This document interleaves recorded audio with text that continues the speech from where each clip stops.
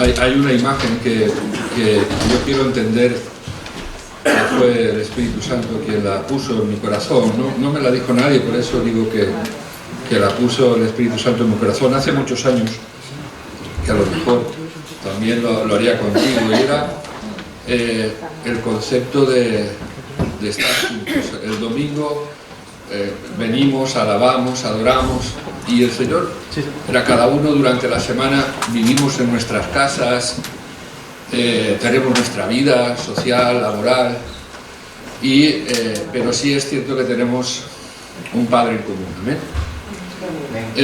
Y el domingo era ese día donde el Padre nos convoca para venir a su casa. Él se sienta en la mesa, es una mesa familiar, y sus hijos vienen para compartir aquello que Dios ha presentado en la mesa. Ese tiempo es un tiempo de gratitud, es un tiempo de alabanza, es un tiempo de abrir nuestra boca, de decirle al Padre quién es para nosotros, ¿no? Es un día familiar. Y estoy contento de veros a todos, especialmente, y no hago excepción de personas, pues me alegro mucho de ver a Maribel. Maribel, bienvenida. Estoy muy contento de ver a Pedro, también al Estado. Él trae una carga complicada, difícil. Su mamá está partiendo con el Señor. Me alegro de ver a Ani, que ha estado por allá, por tierras americanas, también a visitar su suegra. Su mamá también partió con el Señor. Y bueno, y a quienes no os conozco, veo personas que no conozco, pero recibid un saludo de mi parte, de parte de la congregación. Terminar, igual podemos compartir con familia en las casas los domingos, pues también charlamos unos con otros, y no solamente, pero me alegro de que hoy podamos estar juntos. Somos la iglesia de Dios, ¿amén? Amén. La palabra iglesia, en la Biblia se habla de asamblea donde se reúnen los creyentes. La palabra iglesia, eclesia, también puede tener un significado de pueblo de Dios. También es la comunidad de los santos, es la casa de Dios, es el cuerpo de Cristo. Pero hay un concepto que también viene en la Biblia, que es un poco más, que tiene unas connotaciones con las que yo quiero compartir con vosotros, con la ayuda del Señor. Porque estas de la asamblea donde se reúnen, el pueblo de Dios, es algo muy abstracto, muy genérico. La comunidad de los santos, pues bueno, pues podemos serlo, lo somos, la casa de Dios. Pero es la casa de Dios, pero cada uno vivimos en nuestra casa, ¿no? Y quizás a la casa de Dios es cuando venimos aquí como que si esto es la casa de Dios, el cuerpo de Cristo. Pero la palabra familia es un grupo de personas. La definición es: familia es un grupo de personas vinculadas por lazos de parentesco de sangre que hacen vida en común. Eso es la definición de familia. Y quiero compartir con vosotros este concepto, lo que somos para Dios. Aparte de ser la asamblea de los nacidos de nuevo, aparte de ser el pueblo de Dios, aparte de ser la comunidad de los santos, aparte de ser la casa de Dios, el cuerpo de Cristo, aparte somos la iglesia, la familia de Dios. La palabra familia, estaréis de acuerdo conmigo, que puede distar mucho de lo que es pueblo, de lo que es casa, de lo que es asamblea. La palabra familia, la definición de familia, hecha por Dios mismo a través de su palabra, hecha por el Espíritu Santo a través de su palabra, tiene unas connotaciones que yo quisiera compartir con vosotros. Porque si somos familia y queremos ser una familia funcional, debemos saber qué es lo que Dios establece para su familia.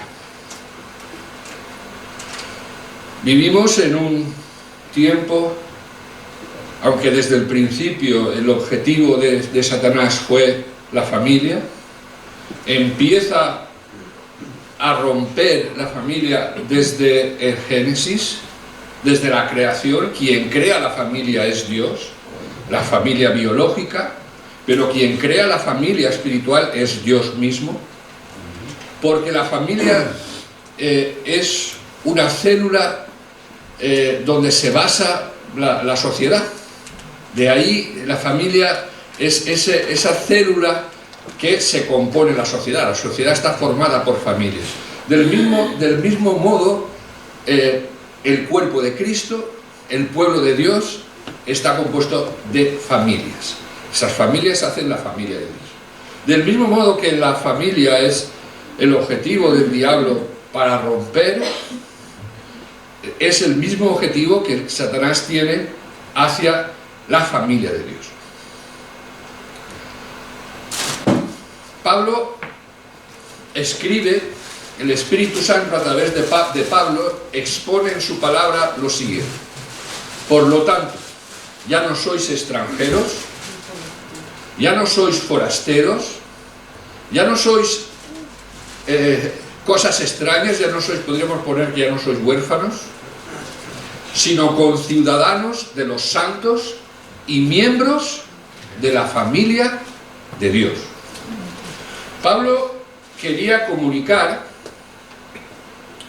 una lección sobre la familia de la iglesia de Éfeso, y que muchos de los efesios ignoraban o no tenían bien claro.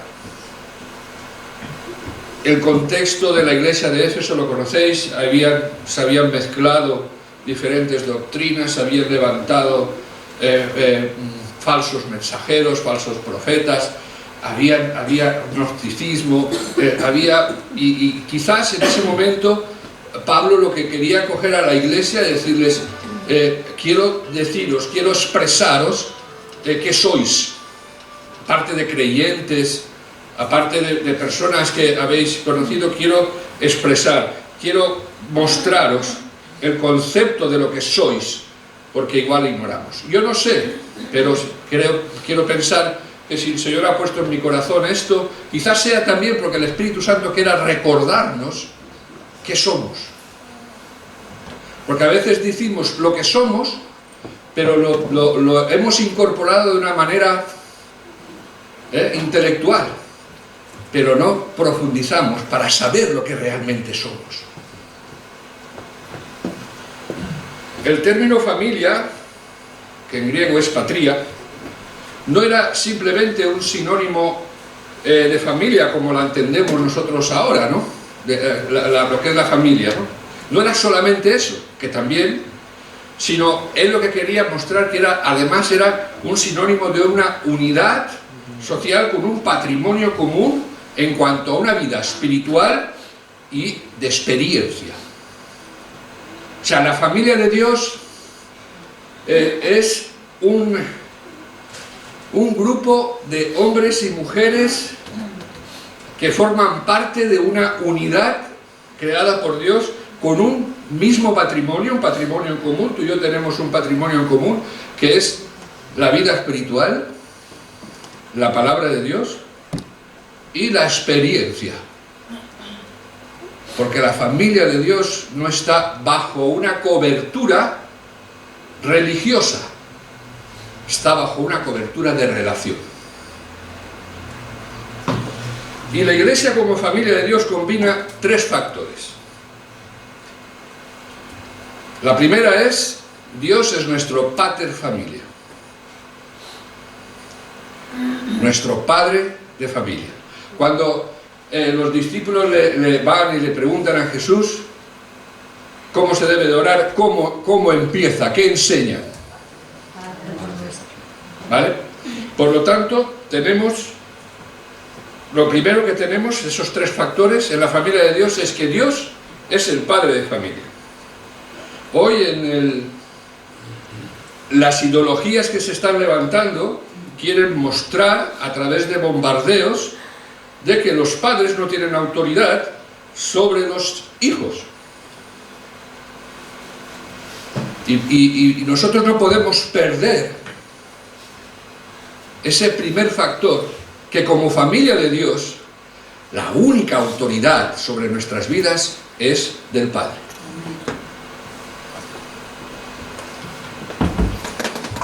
Y seré para vosotros Padre, y vosotros me seréis hijos e hijas, dice el Señor Todopoderoso. Es un Padre perfecto, es un Señor absoluto, es amo indiscutible, protege a los miembros del hogar, les une bajo su señorío y los santifica. La discordia en medio de los hermanos y en medio de la familia es un directo enfrentamiento a las normas establecidas por el padre de familia.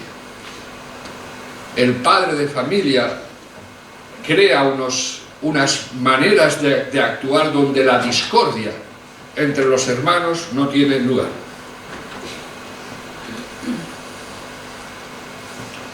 La unidad familiar. Hoy vivimos un tiempo de individualismo y de manera sutil se va metiendo en la iglesia. Somos individuos, sí, pero somos miembros los unos de los otros, somos siervos, somos parte de un cuerpo. Y en esa familia el segundo factor es la unidad familiar. Pero no ruego solamente por esto, sino también por los que han de creer en mí por la palabra de ellos, o sea, tú y yo. Porque para que todos sean uno, como tú, Padre, en mí y yo en ti, que también ellos sean uno en nosotros, para que el mundo crea que tú me enviaste. Yo les he dado la gloria que me diste, para que sean uno, así como nosotros somos uno. Yo en ellos y tú en mí, para que sean perfectos en unidad, para que el mundo conozca que tú me enviaste. 2 veces habla de la importancia de que la familia de Dios tiene que ser unida, porque no sabemos cómo ni de qué manera, pero es lo que Él ha establecido para que el mundo crea. Por lo tanto, faltar a esa unidad va a perjudicar, primero que confronta al Señor. O sea, es violar aquellas normas que hay en la casa de Dios, donde tú y yo somos hijos y hijas.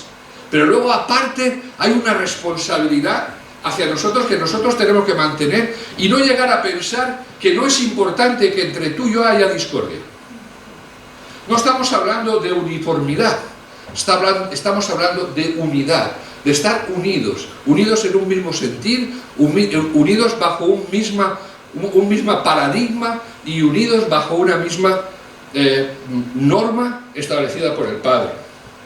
Ser miembro de la familia significa estar entrañablemente unidos a Él por medio de Cristo y por lo tanto unidos unos a otros. El tercer factor es el servicio. Hoy nos dicen que debemos preocuparnos únicamente por estar bien nosotros, el hedonismo. Hoy sé feliz y no te preocupes de nada, porque cada uno tiene lo que se merece. Yo estoy en mi casa, estoy calentito y no me tiene que importar nada más. Sin embargo, Pablo, a través del Espíritu Santo, al libro de Gálatas, dice: vosotros fuisteis llamados a la libertad, hermanos. Solamente que no uséis la libertad como pretexto para la carnalidad. Más bien, servíos los unos a los otros por medio del amor. Porque toda la ley se ha resumido en un solo precepto: amarás a tu prójimo como a ti mismo. Es el mandato de Dios a los miembros de la familia de Dios. Como primera medida debe de ser los unos a los otros. La Biblia está llena de unos a otros. Porque de la misma manera que en la familia biológica, los padres buscan la unidad en sus hijos, están pendientes de las discordias. Lo mismo pasa aquí, a fin de tener plenamente el que podamos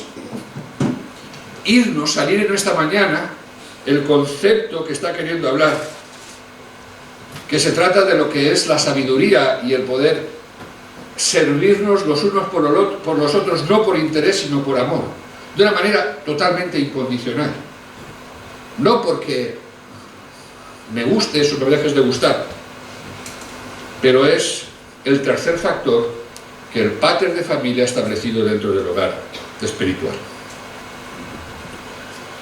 El padre de familia ha establecido que lo primero que debe distinguir a los de afuera, o sea, aquellos vecinos, nosotros somos la familia de Dios y estamos rodeados de vecinos, de personas incrédulas, de personas que no conocen a Dios, pues él ha establecido que deben distinguirnos, se nos debe de distinguir por la conducta de servicio a la familia de Dios.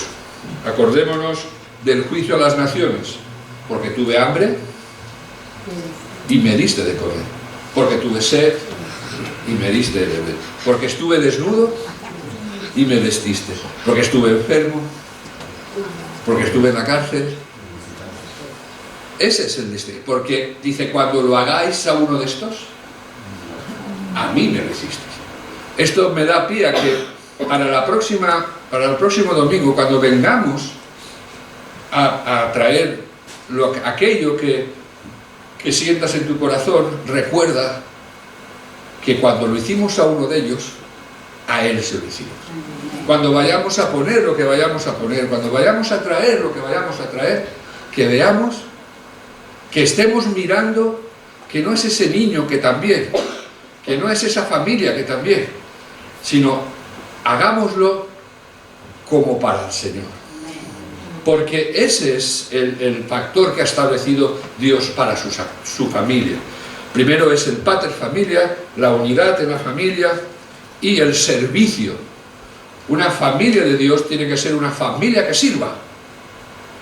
Como decía Teresa de Calcuta, el que sirve, sirve, y el que no sirve, no sirve. Porque la Iglesia de Dios no es únicamente para estar aquí hoy y celebrar y disfrutar y alabar y comer todo aquello que podamos comer. Pero saldremos de aquí, nos iremos a nuestras casas, pero el llamado de Dios no pasa. Seguiremos siendo la familia de Dios, entendiendo que cada uno se va a su casa, porque tenemos hijos casados, ¿verdad? Y cada uno está en su casa, pero ellos no dejan de ser nuestros hijos, ni dejamos de ser padres. Que cuando salgamos hoy, que no nos olvidemos que tenemos un padre de familia que es el que ha establecido, y que aunque estemos en diferentes casas, tenemos un llamado de Dios para mantener la unidad, el estar unidos, y luego que no desaparezca el servicio los unos por los otros. Veamos el modelo realista de familia de Dios, ¿vale? El modelo bíblico es un modelo realista. No hay iglesias perfectas. Qué chasco, ¿no? Tan bonito que iba de momento, ¿no? No hay iglesias perfectas, igual que no hay familias perfectas. No existe la familia perfecta, no existe la iglesia perfecta. Pero sí hay un denominador común, que tanto la familia biológica como la familia de Dios es un blanco favorito del diablo. Y no olvides que Dios en su gracia se vale de vasos de barro, aun para los propósitos más excelsos.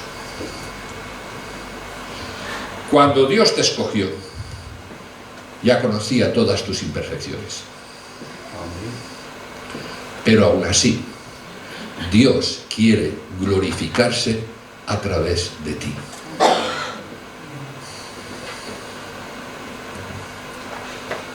Pero Ruth respondió: no me ruegues que te deje y que me aparte de ti, porque a donde quiera que tú vayas, yo iré, y a donde quiera que tú vivas, yo viviré. Tu pueblo será mi pueblo, y tu Dios será mi Dios. No hay ninguna iglesia en la Biblia libre de problemas.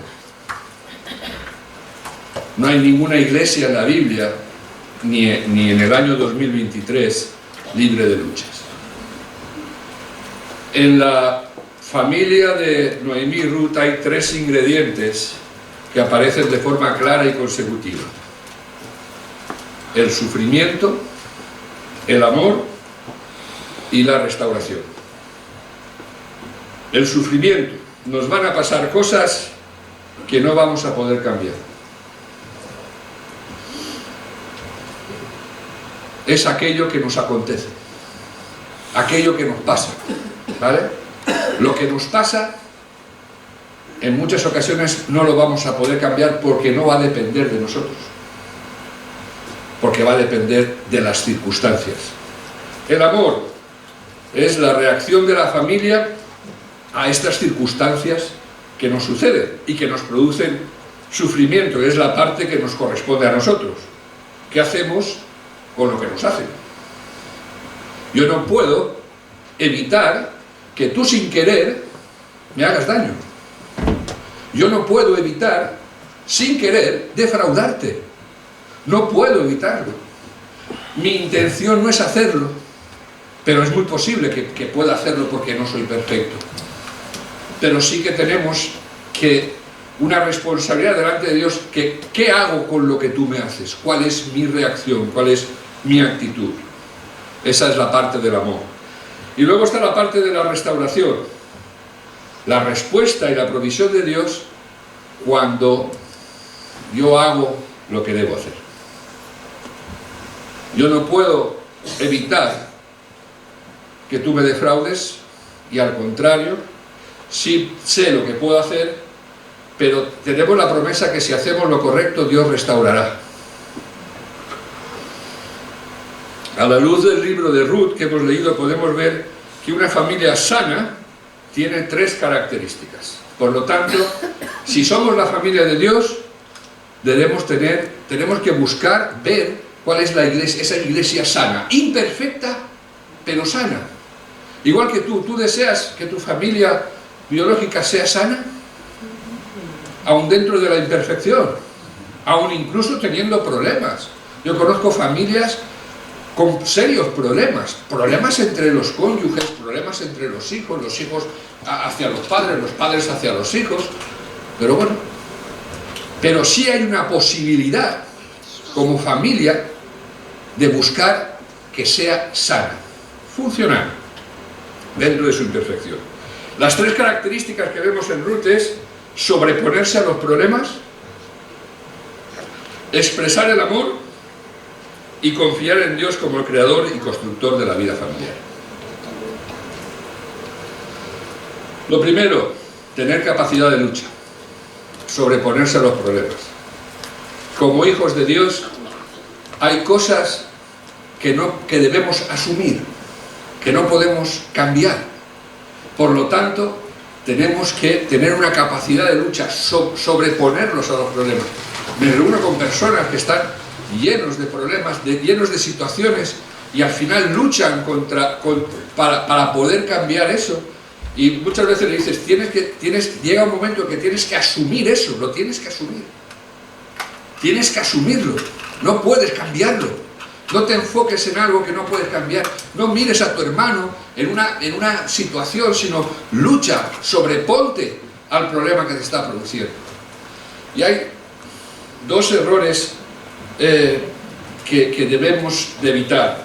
Pero si vemos en la historia de Ruth y de Noemí y de Ruth, vemos cuando tú lees el pasaje, les iba mal cuando ellos salen de Moab. Y salen de su tierra, salen de Moab huyendo porque había hambruna, y luego vemos que les fue peor. Elimelec con su esposa Noemí y sus 2 hijos dejaron su patria porque había hambruna y les iba mal. Salieron de su... se fueron a Moab. Allí se radicaron, les fue peor, porque en el lapso de 10 años Elimelec y sus 2 hijos murieron. Huyen, salen de su tierra, salen de su lugar, salen de aquella tierra donde Dios les había establecido, y porque les iba mal se van, y cuando llegan allí les va peor. A veces a algunos creyentes les va mal, y les va mal en la iglesia, porque somos diferentes, maneras de pensar diferentes, temperamentos diferentes. Entonces se van de la iglesia sin pensar que, apartados de la familia de Dios, tarde o temprano les irá mal. Ya no mal, sino peor. Hay un proverbio que dice que como pájaro que abandona su nido es el que abandona su lugar. Si Dios te ha establecido aquí, yo no lo sé, lo tienes que saber tú. Cuando yo me reúno con personas que veo por primera vez, lo primero que les digo es: tienes que buscar a Dios, para que Dios te diga si esta es la familia donde tú quieres, donde Dios quiere que estés. Y una vez estás aquí, sobreponte, ten capacidad de lucha, porque Dios tiene un plan y un propósito para ti. No huyas, no te vayas. Hay un pasaje en Isaías que es un ay profundo del profeta hacia el pueblo de Dios. Ay de los que se apartan a tomar consejo, y no consejo de mí, sino que se van a Egipto. Y lees ese pasaje en Isaías 30 y ves que en muchas actitudes son las nuestras. Nos vamos. En una familia sana, los miembros de la familia se esfuerzan por superar los problemas. Recordad lo que hablábamos antes, unos a otros. En una iglesia sana tienen que buscar el sobreponerse a las adversidades. ¿Cómo? A través de la comunicación. Dice la palabra de Dios: confesaos las ofensas los unos a los otros, orad unos por otros para que seáis sanados. Decía el apóstol, no se ponga el sol sobre tu enojo. Y posteriormente dice: no le des pie al diablo. Tiene que haber el sobreponernos a las situaciones, pero de la manera del Señor, como el Pater Familia establece, en la comunicación, en el estar, en el confesarnos, en el tener la libertad de podernos sentar, tomar un café juntos y aprovechar y decir: esto no me gustó, o esto tal, o así me siento. Y los 2 reproches frecuentes en las familias y en la familia de Dios es los reproches mutuos. Nos reprochamos muchas cosas, que si tú me hiciste, que si tú me dijiste, que si yo hice, que si el otro dijo. Los reproches es la política actual, y tú más. Oigo a los políticos y digo: sería una solución, al final la culpa siempre es del otro. No, porque tú no, y tú más. Los reproches, hermano. No pueden haber reproches entre nosotros. Y la autocompasión, el espíritu de cariño. Ay, pobrecito de mí, yo soy la víctima siempre, nadie me quiere. Y la capacidad de lucha se requiere un requisito: saber sufrir, porque el amor todo lo sufre, y el amor es sufrido. Y en la familia de Dios tenemos que entender que cuando Dios nos dio el Espíritu Santo, nos dio la capacidad para sufrir. Lo segundo, capacidad de amar, expresar y demostrar amor. La expresión del libro de Ruth de consagración son de las más hermosas que pueden haber en la Biblia, después de la de Jesús. Pero bueno, no olvidemos que el libro de Ruth tiene un trasfondo, porque de ahí, de esa relación, viene luego la simiente de David, y de la simiente de David viene al que hoy es nuestro Rey y nuestro Redentor. Ella confesó su lealtad al pueblo de Israel. Le dice tu pueblo, y al Dios de Israel, tu Dios. ¿Estamos entrelazados? Este pasaje de Ruth dice que estaban tan entrelazadas que dijo, no te voy a dejar, no te voy a abandonar, voy a quedarme contigo. Y tu Dios será mi Dios. Pero es que hoy es una realidad, hermano. Tu Dios es mi Dios. Tu iglesia es mi iglesia. Y tiene que haber un estar entrelazados. Podemos decirle a nuestros hermanos, a todos, no me apartaré de ti. ¿Lo podemos hacer? Podemos decir a mi hermano, no me digas, no me conformo que me digas que no quieres estar conmigo. Voy a orar, voy a luchar porque he decidido no apartarme de ti. ¿Por qué? Porque eres mi familia espiritual. Eres mi hermano. Hermano no es una palabra bonita. Hermano tiene una profundidad que necesitamos entender con la ayuda del Espíritu Santo, desde la misma motivación que Pablo le quería hacer entender a la iglesia. Sois la familia de Dios.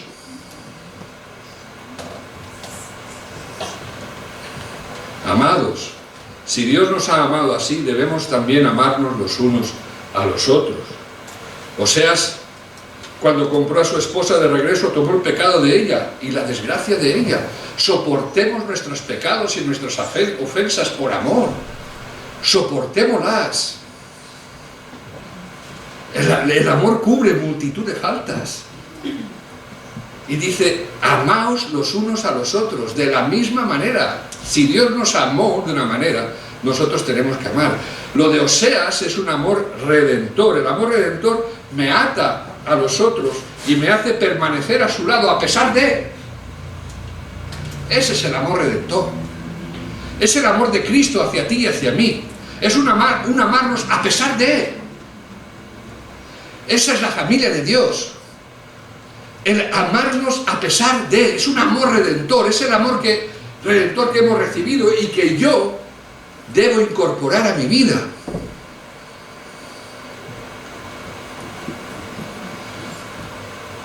No debáis a nadie nada, sino el amaros unos a otros, porque el que ama al prójimo ha cumplido la ley. ¿Cómo transmitir el amor dentro de la familia? Y podemos cogerlo, hay áreas, hay partes que vas a ver que son para la iglesia y son para tu casa, y para la mía. Y la pregunta es, ¿cómo transmitir el amor dentro de la familia, dentro de la iglesia? Y en la historia de Ruth, que es la que estamos meditando, descubrimos tres maneras de expresar amor. La primera, con las actitudes. Las más importantes son la fidelidad. Dentro de las actitudes, seamos fieles al pacto, al compromiso activo de amarnos unos a los otros. Es una actitud. Yo tomo la decisión de amarte, tomo la decisión de no criticarte, tomo la decisión de no empeñarme en sacar tu paja, sino estaré pendiente de mi viga, y mientras trabajo con mi viga estaré orando por ti. Dentro de las actitudes, la abnegación, negarnos a uno mismo, implica pensar en el otro. El amor se manifiesta en la práctica. Buscamos el bienestar del otro. ¿Por qué? Porque el amor no busca lo suyo. Con las palabras, el amor se transmite con las palabras. ¿Os acordáis quiénes de aquí hicieron el estudio de la bendición? Tú lo hiciste, hace muchos años, pero estoy pensando si volverlo a poner. Y hay 5 elementos básicos de la bendición. Y 2 de ellos son la expresión verbal del amor y la expresión verbal de la valoración. ¿Sabes? Yo he crecido en un hogar donde no se expresó, donde no había expresión verbal del amor. Ni se me valoraba, solo se valoraba lo que hacía mal. Y dentro de la expresión de amor debe de ser esa expresión de la palabra. Actualmente, en muchos hogares y en las iglesias, las palabras de amor y de aceptación casi nunca se escuchan. Y hemos sido llamados a bendecirnos los unos a los otros. Y la palabra bendecir significa hablar bien. Pero en España, yo lo que venía era... Nunca me decían, se hacía algo, yo no recuerdo, en donde yo me crié, pero ya no solo en mi casa, sino en el colegio y tal, nadie venía a decirte, qué bien has hecho esto. Hasta que un día mis hijos dicen, es que todos son broncas. Que si no has hecho esto bien, que si no has hecho... Y luego nadie iba a decirle, bien, buen siervo y fiel. En lo poco has sido fiel, en lo mucho te podré. La Biblia y Dios está constantemente expresando cuánto te ama, cuánto te valora. No por lo mucho, en lo mucho te honra y en lo poco te honra. Pero en la iglesia nos falta, hermanos, y tenemos que luchar para que dentro de nuestra interrelación sea de expresar, de bendecirnos, de amarnos, de expresar, de decir te amo, de valorar lo que hacemos y las decisiones.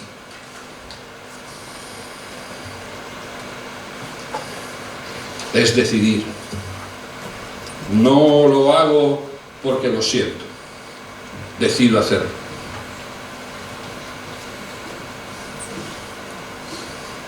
Sin Dios, la iglesia viene a ser como un edificio construido, bueno, pues sobre la arena. Porque el constructor de la iglesia es Dios. El que va a hacer que la iglesia sea una iglesia sana, va a ser el Señor. Y para eso nosotros necesitamos tener fe y confianza. Y tener fe es poner en práctica lo que la palabra de Dios dice, lo que el padre de familia ha establecido. Y entonces tendremos una iglesia sana. Queremos tener una iglesia sana. Nos gustaría tener una iglesia sana.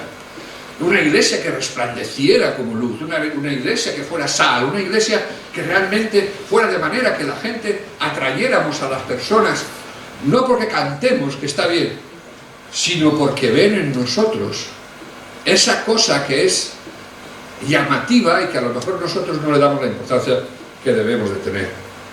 Y las maneras en las que Dios edifica su casa, dice, habéis sido edificados sobre el fundamento de los apóstoles y de los profetas, siendo Jesucristo mismo la piedra angular.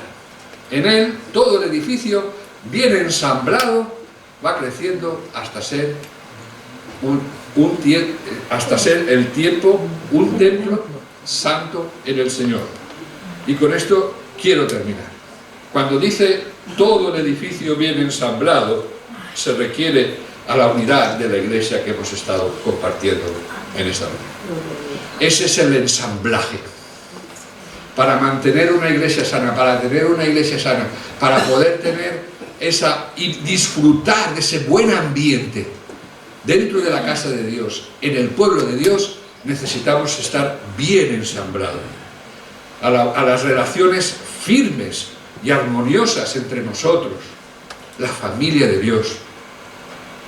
Una vez que se colocaba la piedra angular, se convertía en la base para determinar cada medida en el resto de la construcción. Esto no lo podría explicar Demetrio, estoy seguro. Pero lo busqué. ¿Qué función tenía la piedra angular? Y ponía esto, dice, la piedra angular se convertía en la base para determinar cada medida en el resto de la construcción. O sea, la piedra angular es la que marcaba luego la dirección que iba a tomar la edificación. Todo se alineaba con ella. Ella determinaba la forma final del edificio. Todas las demás piedras deben ajustarse a la piedra angular. Y como piedra angular de la edificación de la iglesia, Jesús es nuestro estándar de medida y alineamiento. Es Cristo, es la piedra angular. No podemos edificar una iglesia sana sin esa piedra angular. Y a partir de ahí sobreedificamos. Cuando Pedro le dice, ¿y quién dices que soy yo? ¿Quién les decís vosotros que soy yo? No, tú eres el Cristo, el Hijo de Dios. Dice, bien has hecho, porque esto no te lo reveló carne ni sangre. Dice, sobre esta piedra edificaré mi iglesia, sobre esa piedra. Cristo, el Señor y Rey de la iglesia. Su palabra. Y a partir de ahí edificamos. Y tiene que estar alineada y pegada a la piedra angular. No hay otra manera de edificar. Es nuestro estándar de medida.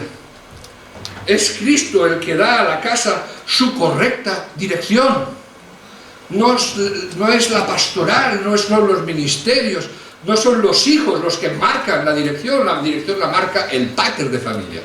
El padre de familia es el que marca la dirección. Somos la familia de Dios. Amén. Amén. Somos la familia de Dios. No somos un club social que nos reunimos para pasar un buen rato. No. No somos un club o un grupo, una asamblea. Cuando hablaba de la asamblea se refería no solamente a la iglesia, eran aquellos grupos que se reunían. Pues no, no somos una asamblea que nos reunimos única y exclusivamente para aprender, para cantar o para escuchar un sermón, que está bien, pero no estamos llamados a eso. No somos un grupo de creyentes afiliados a una iglesia. Somos una familia comprometida a mostrar al mundo los valores de esta casa, que es la casa de Dios. Los valores y los beneficios de ser parte de la familia de Dios. Los de afuera deben ver y tener... debemos demostrar a los de afuera algo que ellos quieran tener. ¿No te ha pasado nunca que has visto familias y dices, joder, qué familia más bonita, ¿no? Me gusta, luego no sabemos lo que pasa dentro, pero que no sea así entre nosotros.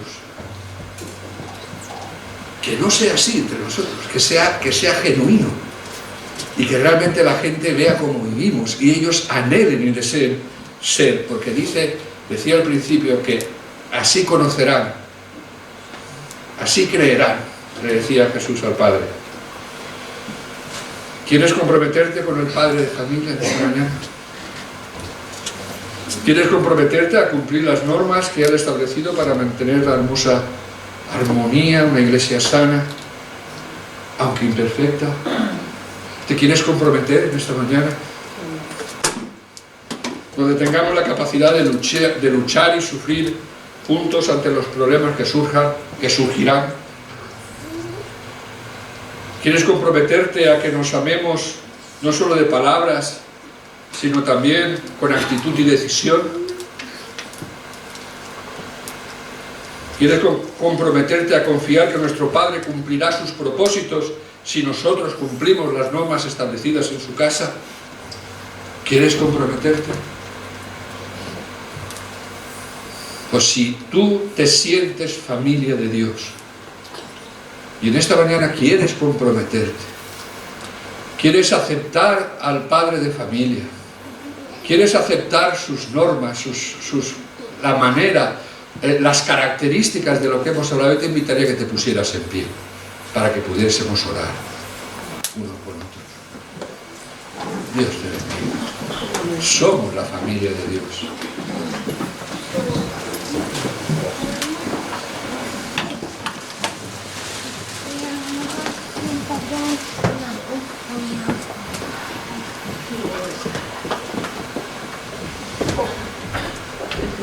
Padre nuestro, muchas gracias. Muchas gracias por escogernos y hacernos tus hijos, Señor. Muchas gracias, Señor, porque cuando no éramos pueblo, tú nos estableciste como pueblo. Muchas gracias, Padre, porque cuando no éramos hijos, tú nos adoptaste como hijos.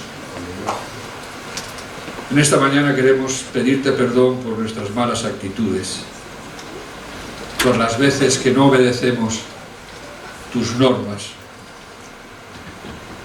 Y te pedimos que nos ayudes a comportarnos como tu familia, Señor. Padre, que tu gracia, a través de tu Espíritu Santo, Señor, nos ayudes a poner en práctica los roles familiares establecidos en tu palabra. Padre, deseamos, estamos en pie delante de ti, Señor, porque deseamos de corazón el ser y vivir como tu familia. Y no queremos única y exclusivamente ser una iglesia nominal. Padre, muchas gracias. Dios, confiamos, Señor, en la obra de tu Espíritu Santo. Que tu Espíritu Santo grabe a fuego, Señor, tus planes, los anhelos que hay en tu corazón, tus propósitos como familia de Dios, que sean grabadas en nuestros corazones y en nuestras mentes. Y en esta mañana te pedimos tu gracia para poder ponerlo en práctica, Señor. Recibe nuestra gratitud, nuestra adoración, en el nombre de Jesús. Amén. Vamos a alabar a Dios. Vamos a terminar